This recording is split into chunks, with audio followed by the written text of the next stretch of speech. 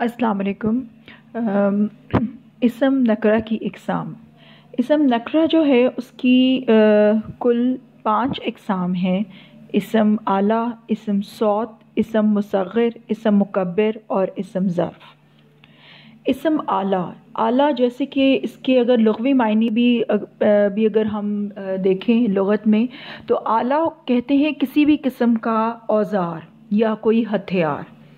तो कोई भी ऐसी चीज़ जो कि किसी भी काम करने का ज़रिया या उसका वसीला हो, वो इसम आला कहलाएगी।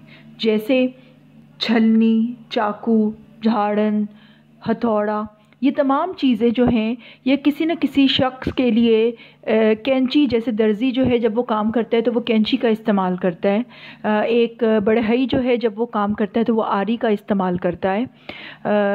इसी तरह कोई भी शख्स जो काम करता है और जिस चीज़ के ज़रिए काम करता है वो उसका आला है और उस चीज़ को इसम आला कहा जाएगा। दूसरी हमारी जो इसकी किस्म है वो है इसम सौत। सौत की भी लुग़वी मायने है आवाज़। तो किसी भी किस्म की कोई भी आवाज़ जो है वो इसम सौत कहलाएगी, चाहे वो किसी जानदार की आवाज़ हो या फिर वो किसी बेजान चीज़ की आवाज़ हो। जैसे किसी बिल्ली की आवाज़ या किसी चीज़ को बजाया जाए तो उसकी आवाज़ टन टन या खट खट आए, या बिल्ली की आवाज़ आ रही है म्याऊं म्याऊं, तो ये तमाम आवाज़ें जो हैं इसम सौत कहलाएंगी। इसम मुसग़्गिर, ऐसी चीज़ जिसके मायने में किसी चीज़ की छोटाई पाई जाए। जैसे हम कहते हैं संदूक से संदूकचा।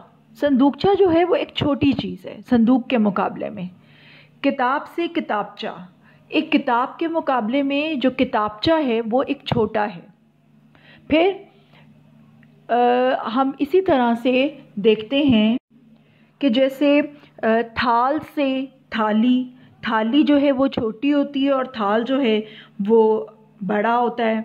फिर डब्बा से डिबिया, डब्बा एक बड़ा होता है और डिबिया छोटी होती है। तो वो तमाम चीज़ें जो किसी की छोटाई के मायने को ज़ाहिर करें वो इसम मुसग़्गिर कहलाती हैं।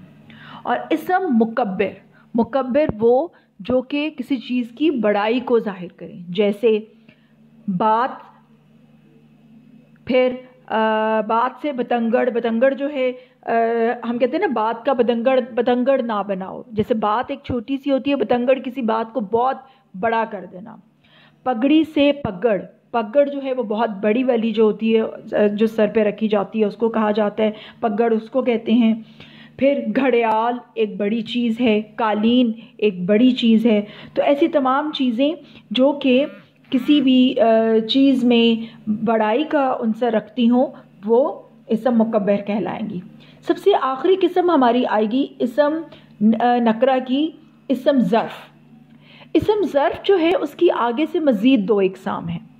एक है इसम ज़र्फ़ ज़मा और एक है इसम ज़र्फ़ मकान। जैसा कि इसकी मायने से भी ज़ाहिर है कि इसम ज़र्फ़ ज़मा का मतलब है ज़माना और इसम ज़र्फ़ मकान का मतलब है कोई जगह। तो इसम ज़र्फ़ ज़मा में वो है जिसमें किसी वक्त के मायने पाए जाएं। हमें किसी भी वक्त का पता चल रहा है, जैसे सुबह, शाम, रात, दोपहर, सपहर, ये इसम ज़र्फ़ ज़मा कहलाएंगे।